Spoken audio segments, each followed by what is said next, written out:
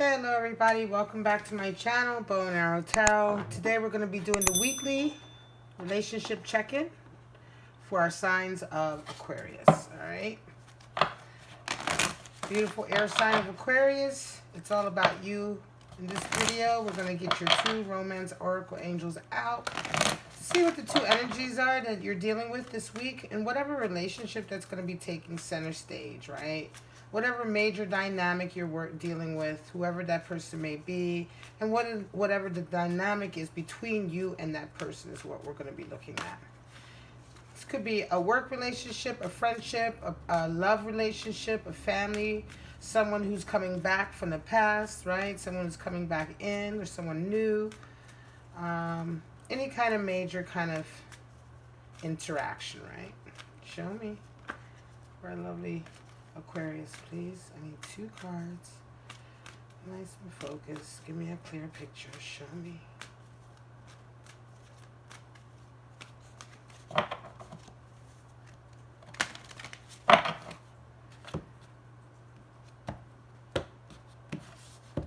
All right, Aquarius, your first card is past life relationship. All right. And give your relationship a chance. All right, Aquarius. Interesting. So past life relationship. And give your relationship a chance. All right. So if this is both, right?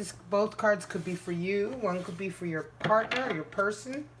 So we're going to get right into your 7 cards and see what that's all about, so we can get some deeper clarity on what that exactly means, right?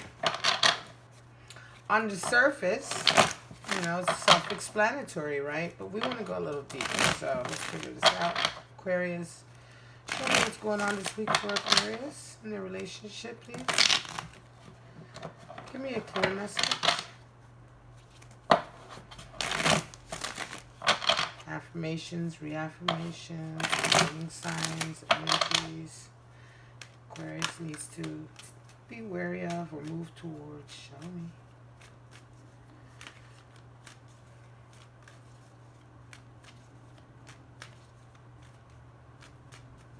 June 24th to July 1st for Aquarius. Give me a clear picture.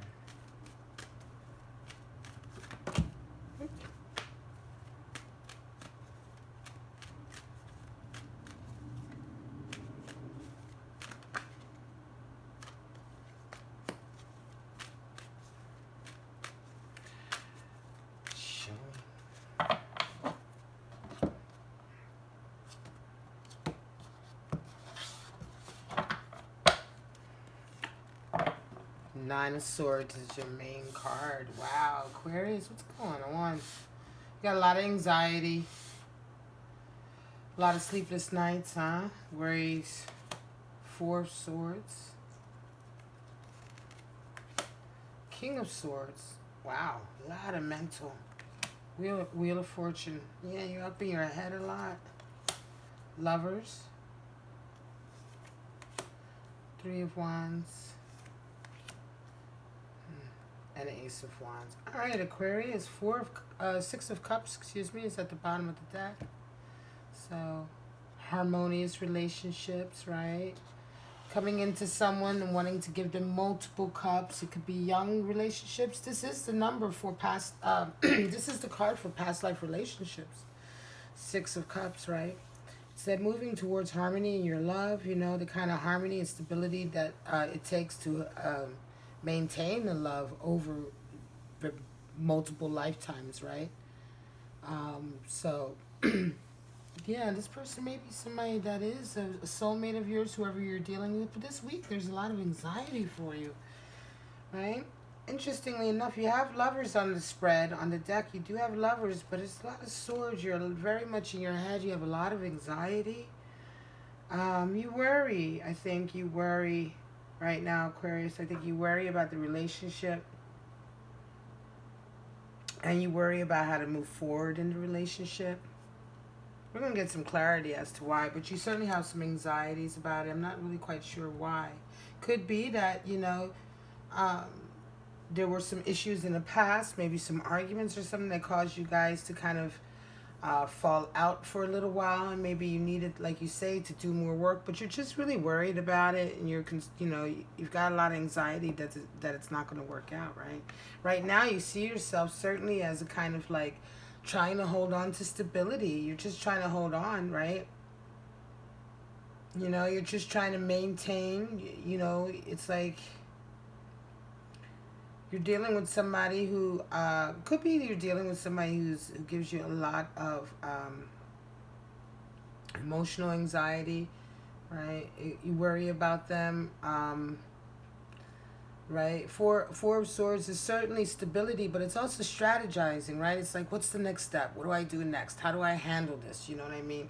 Taking a moment to get a breather, right?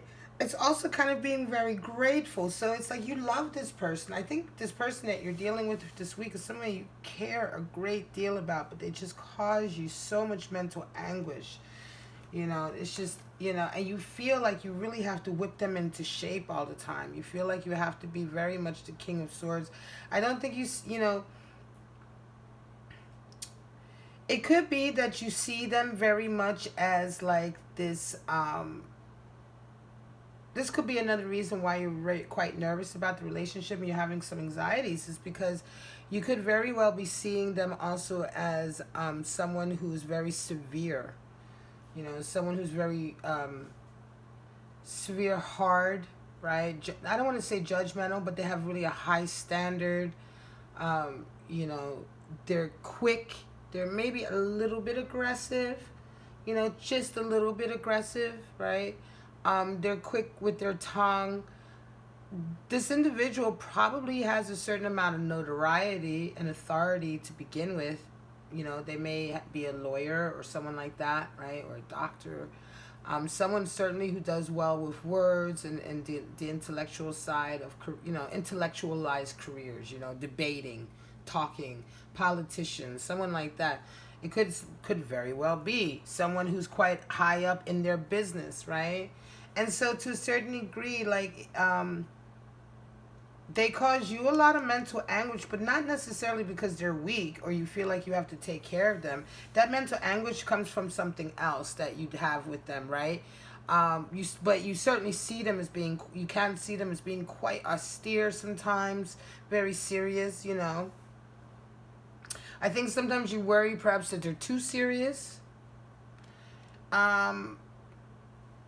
It could also very well be that because of this kind of air that they have about them, that it just makes you feel like you're always on eggshells, right? You want to feel confident. You want to feel kind of like you know what to do with this person. But that's what I'm saying, like this kind of air of like, well, what do I do and how do I handle? It's like it can almost be like a bit of a panicky energy sometimes, because this person comes in and they have this kind of command, and then you feel quite, you suddenly feel very unstable, right? You don't feel very confident necessarily around them. And so sometimes you worry that, are you saying the right things? Are you doing the right things? Is the relationship going the way it's meant to go? You feel very much like the relationship is kind of like you're not really sure what's going to happen. You're hoping. Wheel of Fortune is coming in, but it's kind of like, I don't think that you necessarily know what's going to happen. You believe that this is a meant to be relationship, Aquarius. I certainly think that you believe this is a meant to be. I think you believe that this person is your soulmate, but I think it's quite a curious relationship where this person does unnerve you a little bit. And you do feel a little on the edge with them, but at the same time, you would also say that you love them enormously, and they love you enormously, right? You'd say that. I bet you've talked to your friends and your siblings, perhaps relatives, right, about this individual, and that's how you talk about them. And I'm sure they've probably said, well, you seem like you're nervous around them, but but you're very quick to defend them. You're very quick to defend your love with them. You're very quick to kind of like say, well, he's my soulmate. But the truth of the matter is that you are a little bit, not afraid, I would say, but you are a little bit unnerved by this individual. They do make you feel a little bit insecure and unsure of yourself, right? They see you as theirs, right? They very much see you as their lover. They see themselves as your mate, right? There's certainly a level of connection here. You know, they are very much kind of, well, six, this is six, right? So the lover, six also talks about journey. The six is a journey. Journeys ideally to harmony, right? And there's stages to this journey to harmony. It's first you departure. First you have to leave a place of disharmony, right? So then you decide to leave. That's the first step, right, of moving towards more harmonious relationships, right? Is choosing to depart from unharmonious or discordant relationships. Now you're on your journey, right? And that's the second stage, right? Starting the journey. You know, where do you begin? How do you go about cultivating more harmony in your life? You know, this is the beginning of a new journey now. And then, of course, there's the journey itself and all the bumps along the road. And part of that is with the lovers is the decision to come together and do a journey together. That's why it's the ultimate kind of relationship, because we all have kind of a journey to make in life. And when you find someone that you choose to journey with together, right, that you choose to kind of commit to such a degree, that's kind of that enduring relationship, right? But it isn't so much like that you're one halves of another or something. Like you are very much independent souls. But it's this utter commitment that, you know, you will go together. Nothing can drive you two apart. And that's very much how they see themselves with you. I think that some of that energy could be what you feel, what makes you nervous, right? It could be like their intensity about being with you is so intense that sometimes you may even worry about what they're capable of. Three of Wands is something that, you know, they want to take the next step with you, right? They see you as part of, you know, they're bonded. They're bonded. They're loyal to you. They see you as part of the next step. And, you know, wherever you guys are going, they want you to be with them, right? They very much see, you know, that I don't know necessarily if they see where you want to go, right? Like, I'm not quite sure that they may be the shock collar in the relationship, right? And this could be another reason why Wheel of Fortune comes up and how you feel about the relationship overall. It's like you're not quite sure ever what is going to happen next, because it's very much down to this person, down to your person to kind of like, it's very much down to their calling the shots. They call the shots, you know, and they see you as, your person sees you as part of that, part of their plan, right? Part of their kind of journey, right? This person is very alpha energy, male or female, but very alpha, very possessive, very opinionated, very in charge. They see their relationship with you as like passion, you know, as once in a lifetime passion, as the essence of passion. They like that in the relationship. Quite honestly, I get a feeling of like real kind of like, you know, this is like one of these outlaws. Like you're in love with an outlaw who's like in love with you. Like I get real like wild at heart energy here.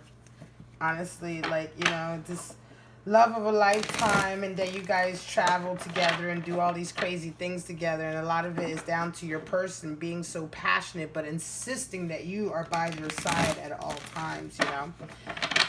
And I think right now you're having a lot of anxieties overall this week, probably because who knows? Just probably some new adventures come up and you're thinking, oh shit, you know. This week you're worrying because you know what it's like with this person. You love them, you're with them, you can't get away from them, right? But you're worried, you know, because sometimes wherever it is you guys end up can be quite like nerve-wracking. You know what I mean? Some kind of crazy adventure or something. You know, sometimes it's great and it's 100% positive, but sometimes it's like, you know what I mean? I can imagine you guys, like, example, I can imagine you guys like sneaking into like a pool, you know, somewhere in the summer, like by the East Coast shore in some seaside town. You know, you guys slipping into the pool of some hotel and going skinny dipping and then racing and having to leave before the guy calls the cops. And that this is the kind of shit that your person gets you into. You're like a grown person and, you know, your lover is constantly getting you into stuff like that. It's that kind of thing, you know.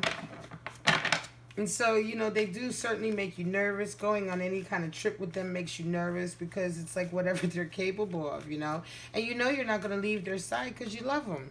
You know, you guys are together forever type of deal, you know. So give me some deeper insight on this reading for Aquarius and they're kind of Bonnie and Clyde. You guys are totally Bonnie and Clyde. Show me.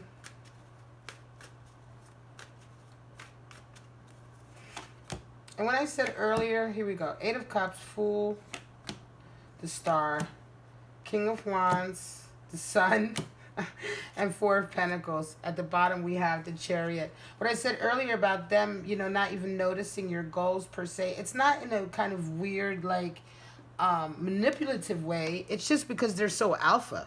They simply believe that their view of what you guys should do is the best. Right? They really truly believe that. And it's not a case of them just trying to use you or manipulate you or want to manipulate you. They have all the best intentions of having a wonderful, exciting life with you. But they're very alpha and they believe that what they say is the best. So why would you not want to follow them type of attitude? Ace of Cups, yeah, they see themselves here. See yourself here like... You want to put boundaries in place, right? 8 of Cups talks about putting boundaries in place. That's really what you want to do. 4 of Swords, remember I said you're thinking about, like, you know, a lot of times you're walking on eggshells and things like that. And 8 of Cups talks about, like, criteria, boundaries, understanding our weaknesses and our strengths, and, like, deciding to like, take more, play a more of a dominant role in your relationships in terms of asserting what you want, right? You know, asserting where the boundaries are, not just going with everything the other person says. And that's very appropriate. You know, you've been thinking, I think you've been thinking about doing that. You may have been thinking, and this could be why you're having anxiety right now, because you may have been thinking about confronting your person about the dynamic of the relationship and saying, hey, listen, I'm not, you know, this needs to change. And you're worried. And I think you're worried. It could be that you're very much worried about how they're going to take it, right? Of course. But you just need to, because you've had, you know, like you're getting very exhausted from it. And it's like 8 of Cups talks about turning your back on those type of relationships. You want to maintain real stability, right? And you don't want to feel like you're constantly having to think about the next 2 steps because you're worried, you know? So, yeah, you're getting some anxiety about that. But I think it's a conversation that certainly needs to happen. And I think your relationship will probably be for the better of it.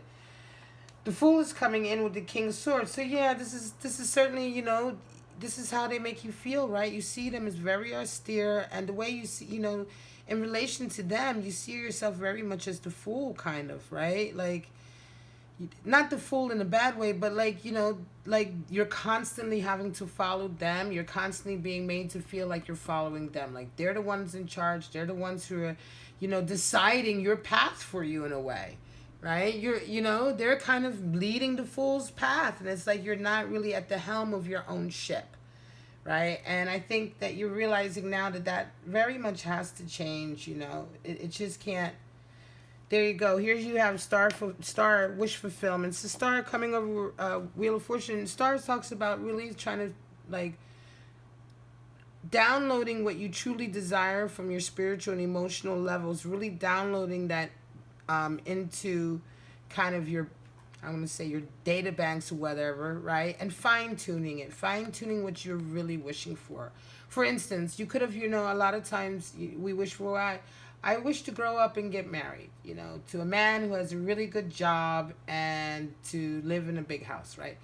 And then you realize, you know, as you get older and life happens, you realize that, you know, or is that really what you want? Like, maybe what you really want is, I wish to find a relationship that makes me happy, you know, no matter what happens or where this person works or what they do, that we are happy, you know what I mean? We're happy together, or that we can, I wish for a relationship where we can always communicate, right? And so that'll lead naturally to like prosperity, right, and abundance, because you're always communicating.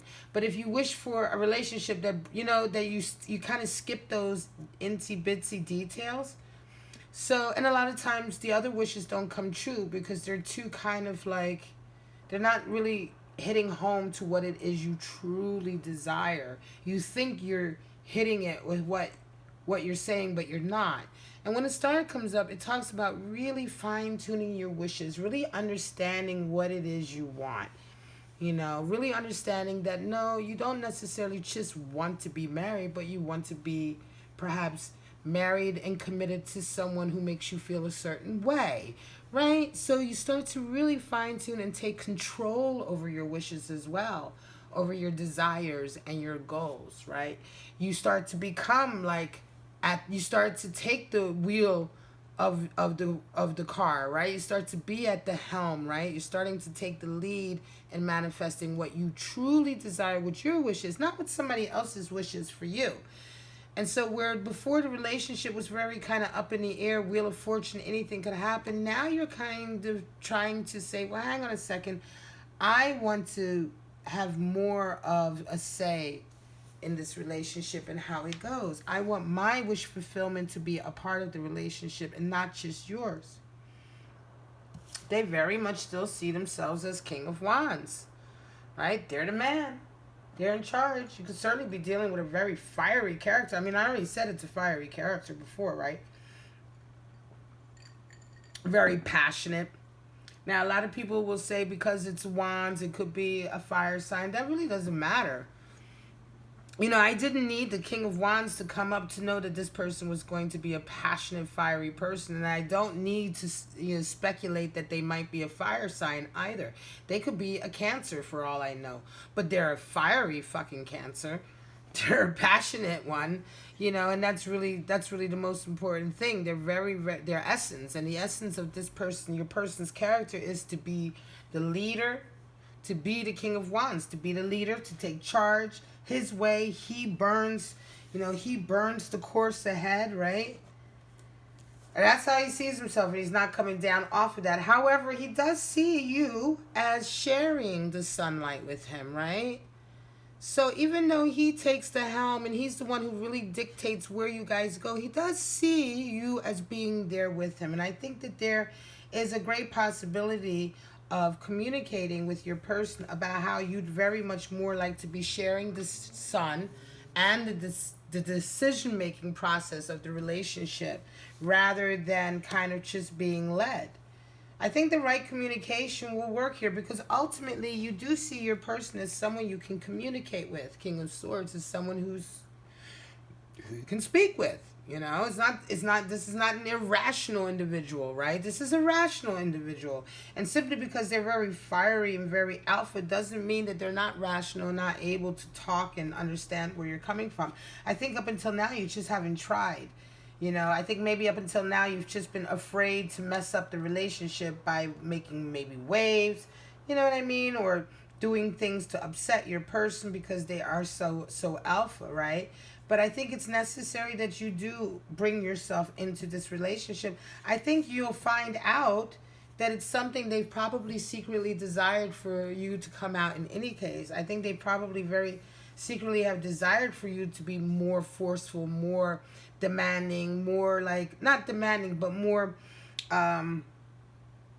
stronger to kind of insist on a certain thing, right? Instead of kind of acquiescing so much.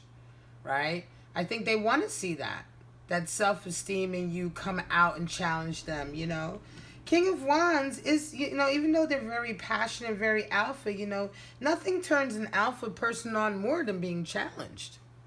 I mean, surely we know this now, right? I mean, the best way to deal with an alpha is to, on occasion, challenge them, you know, push back.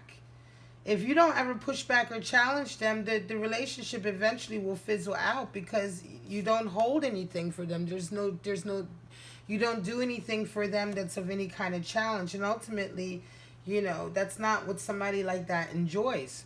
So even though they may, oftentimes what happens is when you're involved with somebody like that, you get, at first you believe that the best way is to just acquiesce, to be the, to be the yin to their yang or whatever, but then as time goes by, you start to realize, especially, this happens in some relationships like that, and then when the alpha person goes off and cheats, and then the person they cheat with is totally different than their mate, right? Their mate is this kind of very like acquiescing, fetch and step, like trying to make their alpha happy all the time, and just catering to the alpha. But then the alpha goes and cheats with somebody who's like who's another alpha, who won't put up with their shit, who puts them in their place, and it's like their partner is shocked. Why you're shocked? Well, because the truth of the matter is that alphas don't match any way with anybody else but other alphas. Ultimately, you have to be an alpha to be with an alpha in the long run. So you have to push back. And I think that's going to really take your relationship to the next level ultimately. Right? They see the relationship as something to save, something to protect. Yeah, they see it as very exciting, and they see this as their kind of one great love. They see this relationship as probably the biggest adventure they'll ever have, right? That's how they see it. They see it very passionate, very romantic. They're quite dramatic about it. They also feel like it's something they want to protect, very much protect, hide maybe from some people. They may feel like they need to not only protect it but kind of keep it away, not let other people in, let other people see too much of your relationship for some reason, right? And I think this shows you how really strongly they actually do feel about this relationship, and how much they would be willing to listen to you and talk with you about your concerns about being more free and a more part of the kind of steering of the relationship. Because I think you'd be surprised how precious they feel about you. I think they feel very precious about you. All right. So I'm going to call it. We're at 27 minutes. I don't want to make it too long. Chariot's at the bottom of the deck because you certainly have the potential for moving forward together on a mutually kind of beneficial track, right? Keep those lines of communication open with your person, Aquarius. This is quite an interesting read for the week of June 24th to July 1st. If it resonated with you, you know what to do. Like, subscribe, and share. Hit that bell. If you want to get a private reading, just follow that link at the bottom of the screen. But for right now, I'm just going to say, Aquarius, have a wonderful, wonderful final week in June. Bye-bye.